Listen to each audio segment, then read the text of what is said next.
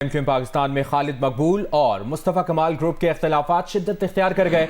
दोनों ग्रुप के हामियों के दरमियान हाथापाई भी हुई है। कराची में बहादुराबाद के करीब मुश्तइल अफराद ने हवाई फायरिंग भी की है।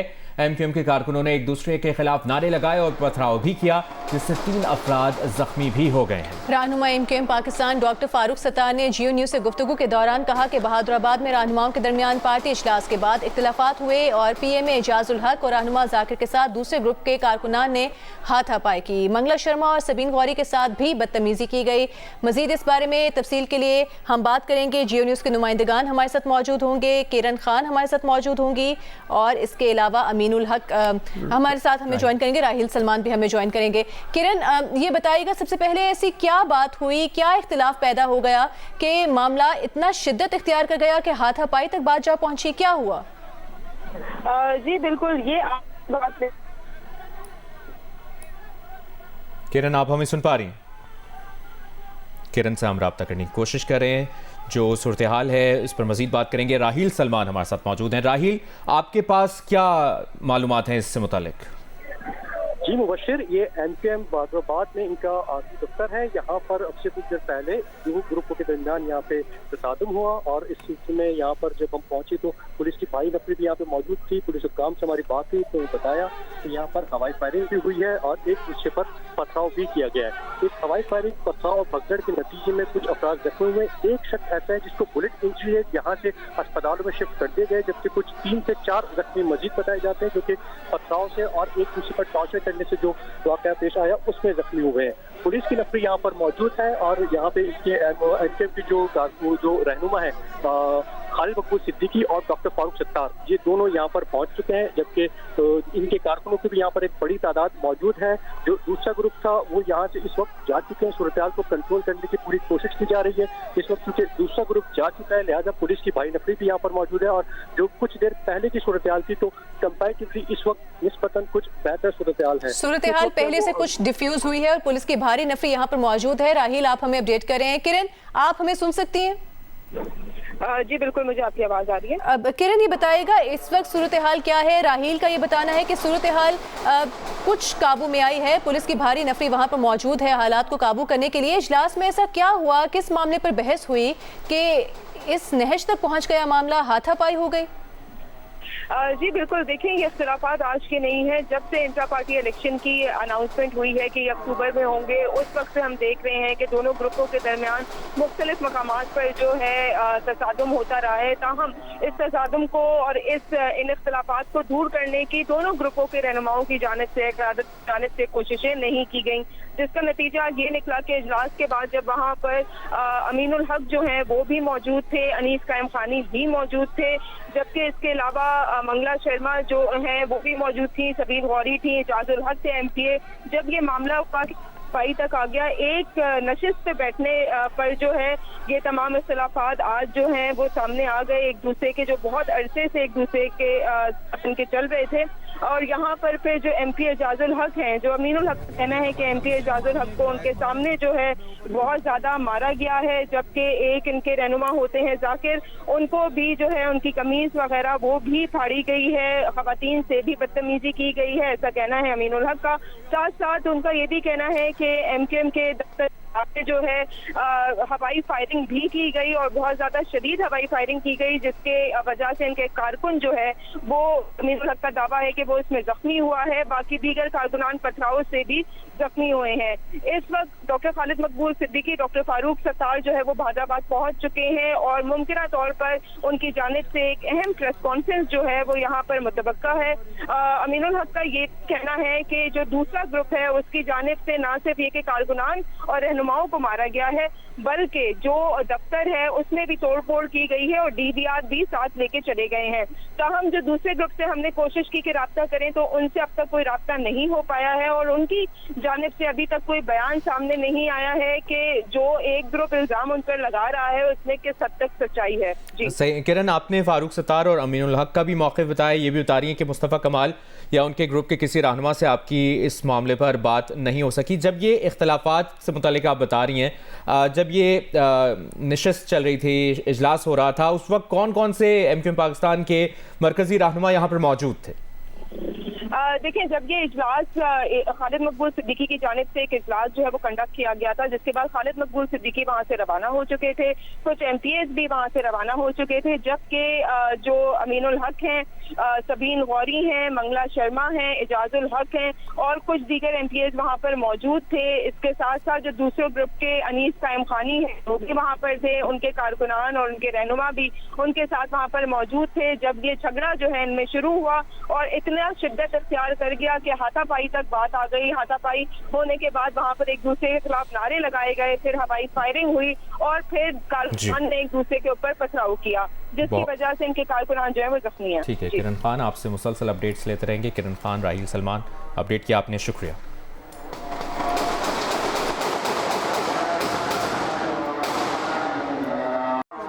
स्वात के इलाके कबिल थाने के गेट के सामने धमाका हुआ है। DPO स्वात का कहना है कि धमाके में 14 अफराद शहीद हो गए। शोहदा में 5 पुलिस एहलकार भी शामिल हैं। पुलिस के मुताबिक इब्तिदाई इत्तलात के मुताबिक धमाका खुदकुश है। खुदकुश हमलावर का सर मिल गया है। इब्तिदाई तहकीकात में हमलावर के अफगान होने की निशानदेही की जा रही है। वज़ीर-ए-आज़म शहबाज शरीफ ने धमाके पर अफसोस का इज़हार करते हुए कहा है कि दहशतगर्दी के मुकम्मल खात्मे के लिए हमारी जद्दोजहद जारी रहेगी।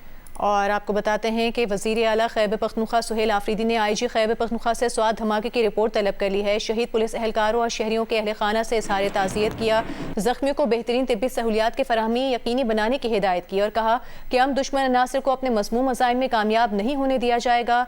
वफाकी वज़ीर दाखिला मोहसिन नकवी ने कहा कि बहादुर पुलिस जवानों ने जान देकर खुदकुश बमबार को थाने के अंदर जाने से रोका। ये भी कहा कि जान की कुर्बानी देकर दूसरों की जिंदगियां बचाने वाले पुलिस एहलकारों ने फर्शनासी की आला मिसाल कायम की है। आपको बताते हैं कि इस धमाके की जद में आने वाले शोहदा की तादाद अब 15 हो चुकी है। एक और पुलिस एहलकार इस धमाके की जद में आके शहीद हो चुके हैं।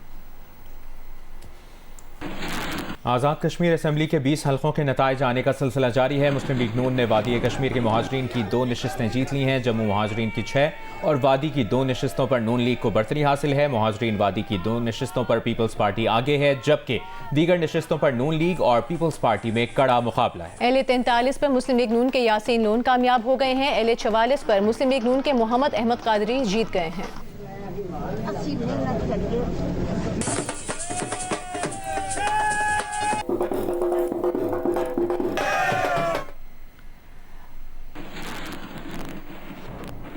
आज़ाद कश्मीर कानून साज असम्बली के दूसरे मरहले के इंतखाबात के लिए मुजफ्फराबाद, नीलम और हटिया बाला की 8 और मुहाजिरीन की 12 नशिस्तों पर पोलिंग हुई। खराब मौसम की वजह से मुजफ्फराबाद हल्का LA 27 में तमाम पोलिंग स्टेशन और LA 28 के 57 पोलिंग स्टेशन पर पोलिंग मुलतवी कर दी गई। DG खान और सरगोधा में एक खातून वोटर ने हक राय दही इस्तेमाल किया। इलेक्शन की मजमूई सूरत हाल पर ये रिपोर्ट देखिए। आज़ाद कश्मीर कानून साज असम्बली 2026 के इंतखाबात के दूसरे मरहले में मुजफ्फराबाद डिवीजन की 8 और मुहाजिरीन की 12 नशिस्तों पर इंतखाबात हुए। चीफ इलेक्शन कमिश्नर के मुताबिक खराब मौसम, लैंडस्लाइडिंग और रास्ते न खुलने पर हल्का LA 27 के तमाम 196 पोलिंग स्टेशनों पर पोलिंग मुलतवी कर दी गई। LA 28 के 57 पोलिंग स्टेशन पर भी खराब मौसम की वजह से पोलिंग अमला मुकर्ररा वक्त तक पोलिंग स्टेशन नहीं पहुँच सका। दोनों हल्कों में पोलिंग अब 4 अगस्त को होगी। LA 31 मुजफ्फराबाद 5 के अलावा खवाड़ा में 2 सियासी जमातों के दरमियान झगड़ा हुआ। SSP रियाज मुगल के मुताबिक झगड़े में पत्थर और डंडा लगने से सियासी जमात का एक कारकुन जाँ बहक हो गया। LA 31 खवाड़ा में PP उम्मीदवार लतीफ अकबर के काफिले पर हमला हुआ।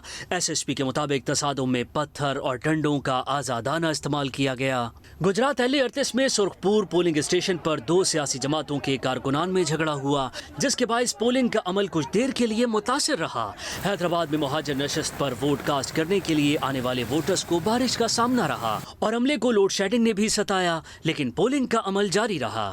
DG खान और सरगोदा के हल्का LA 34 जम्मू 1 में एक खातून वोटर ने अपना वोट कास्ट किया। शकरगढ़ LA 37 जम्मू 4 में 85 साल बुजुर्ग खातून ने अपना हक के राय दही इस्तेमाल किया। गुजरावाला में बारिश और छुट्टी के बायस ताखीर से आने वाले वोटर्स नाश्ते से भी लुत्फानंदोज होते रहे। सियालकोट में LA 36 जम्मू 3 में स्पेशल अफराद भी अपना हक के राय दही इस्तेमाल करने के लिए पोलिंग स्टेशन पहुंचे। नारोवाल, फैसलाबाद, मुल्तान, सक्खर, बहावलपुर, झंग समेत मुल्क के दीगर हिस्सों में मुकीम कश्मीर मुहाजिरीन ने भी 12 नशिस्तों पर वोटर्स ने अपना हक राय दही इस्तेमाल किया।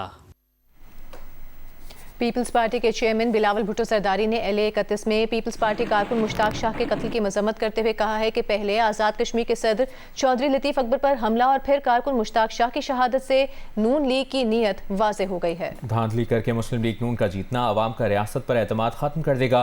गोली लाठी जोर ज़बरदस्ती से मुस्लिम लीग नून आज़ाद कश्मीर के अवाम के वोट पर डाका मार रही है। वज़ीर-ए-आज़म के मुशीर राना सनाउल्लाह ने कहा है कि चौधरी लतीफ़ अकबर अपने पोलिंग स्टेशन पर वोट कास्ट करने गए। सादात फैमिली से चौधरी लतीफ़ अकबर का तनाज़ा है, वहाँ तकरार हुई है। किसी ने मुक्का मारा हो, फायर हुआ हो, हम जिम्मेदार हैं। तकरार को उन्होंने चौधरी लतीफ़ अकबर पर हमला बना दिया। लतीफ़ अकबर साहब जो कि सदर आज़ाद कश्मीर हैं इस वक्त, वो अपना वोट कास्ट करने के लिए गए हैं। वहाँ पे एक सादात फैमिली है, सादात फैमिली के साथ इनकी फैमिली का झगड़ा है। उनके लोग जो हैं वो पिछले 2.5-3 साल से किसी मुकदमे में जो है वो जेल में हैं। उनके साथ इनकी तू तकरार हुई है। उस तू तकरार को इन्होंने कातलाना हमला बनाया। उस वक्त अगला वाक़या जो हुआ है, जहाँ पे मुश्ताक शाह साहिब नामी जो साहिब हैं, बुज़ुर्ग आदमी हैं, उनके मतलब बताया गया है कि उनकी वहाँ पे जो है वो डेथ हुई है। उसके भांजे शौकत शाह ने उसे धक्का दिया है। मुबैना तौर पर वो वहाँ से जब घर आए हैं तो लोगों का कहना ये है कि हार्ट के मरीज़ से उन्हें हार्ट अटैक हुआ है। कह दिया जी वहाँ पे हमारा जो कारकुन उसको कत्ल कर दिया गया, लेकिन वो इनका कारकुन भी नहीं। पीपल्स पार्टी के रहनुमा राजा परवेज अशरफ ने राना सनाउल्लाह का बयान मुस्तरद कर दिया और कहा कि चौधरी लतीफ़ अकबर ने उन्हें खुद बताया कि उन पर हमला किया गया है। राना सनाउल्लाह का हमले को तकरार कहना दुरुस्त नहीं है। एक्टिंग प्रेसिडेंट जो है वो चौधरी लतीफ़ अकबर साहब, सिटिंग स्पीकर भी हैं चौधरी लतीफ़ अकबर साहब, सिटिंग मेंबर भी हैं वो लेजिस्लेटिव असेंबली कश्मीर के। वो अपने हलके में जा रहे हैं, उन पर हमला होता है, उन्हें जदोकूब किया जाता है। मुझे खुद उन्होंने मुझसे बात की और उन्होंने मुझे बताया कि मुझ पर हमला आवर हुए हैं, मुझे बड़े मुक्के लगे हैं, मेरी बेइज्जती हुई है वहां पर। और आप फरमा रहे हैं कि नहीं वो कोई ऐसे तू तकार हुई। अगर एक प्रेसिडेंट है, स्टेट का प्रेसिडेंट है, रियासत का सदर है, उसको कोई आदमी उसके ऊपर हाथ उठाता है, उसको जो है वो उसके ऊपर तशद्दुद होता है, उसको गालियां निकलती हैं, तो आप कह दें कि तू तकार हो रही है। पंजाब की सीनियर वजीर मरियम औरंगजेब ने कहा है कि जो जमात शिकस्त के बाद रोने और धांधली के इल्जाम लगा रही है, उसे समझना चाहिए कि इलेक्शन रोने, धमकियों या इल्जाम तराशी से नहीं जीते जाते। मैं कल बिलावल भुट्टो साहब की तकरीर सुन रही थी। मैं छीन लूँगा सीटें, मैं निकाल लूँगा सीटें, मैं हलक से निकालूंगा सीटें। भाई बिलावल ओ भाई, रोने से पहले, ये इल्ज़ाम तराशी से पहले पता करें कि कहीं सिंध में रोना ना पड़ जाए अगले इलेक्शन में, क्योंकि वहाँ आवाज़ें आ रही हैं कि पाकिस्तान मुस्लिम लीग नून की तरह, मरियम नवाज शरीफ की तरह का वज़ीर आला चाहिए। 17-18 साल एक कंटिन्यूटी की हुकूमत अगर किसी पार्टी के पास रही है तो वो पीपल्स पार्टी के पास सिंध में रही है।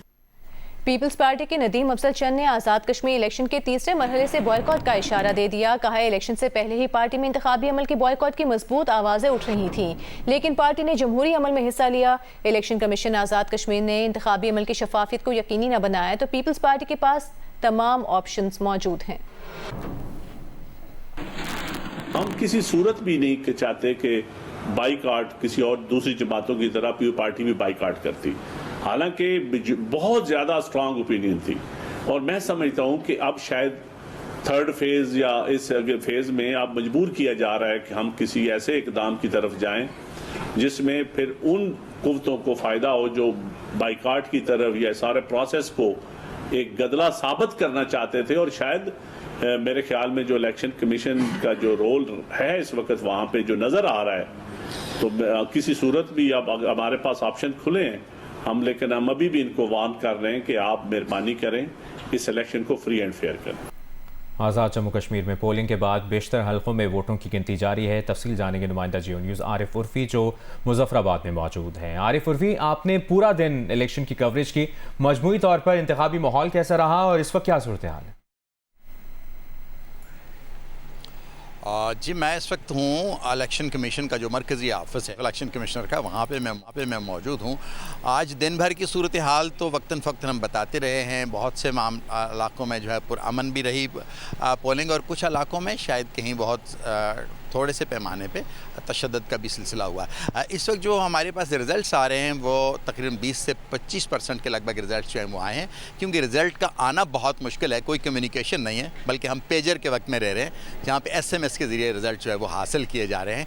और दूर दराज इलाकों से अभी तक रिज़ल्ट आना बाकी हैं, चूँकि कई घंटे का सफ़र तय करके जो पोलिंग का अमला है वो वापस ROs के ऑफिस में पहुँचेगा, तब जाके पता चलेगा कि रिज़ल्ट क्या आ रहा है। अलबत्ता जो हमारे पास इस वक्त रिज़ल्ट आ रहा है वो मिला जुला रिजल्ट है। किसी पोलिंग स्टेशन पे पीपल्स पार्टी आगे है, कहीं मुस्लिम लीग नून आगे है, लेकिन मजमूई तौर पे माहौल बेहतर है। बहुत शुक्रिया आपका आरिफ उर्फी इस तफसील के लिए।